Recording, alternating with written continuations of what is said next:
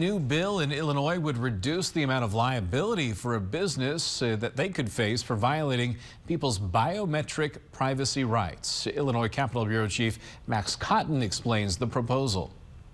Since the Biometric Information Privacy Act, or BIPA, became law in 2008, it shielded Illinoisans from companies improperly obtaining and using the traits that make us unique. We need to make sure that anyone who takes those biometric readings from us protect them. Biometric readings are things like our fingerprints, face scanners, and retina scanners. BIPA makes it illegal to collect, use, or sell them without written consent. Cunningham agrees with the law's goals. However, he's seeking to change how companies are held liable. It is designed to keep those current privacy restrictions in place and make sure that violators are held accountable, but it's also going to ensure that businesses are not unfairly punished. Under the current law, a business is liable for a minimum of $1,000 for every individual violation. For example, many companies use fingerprinting systems for employees to clock in and out. If they fail to get written consent,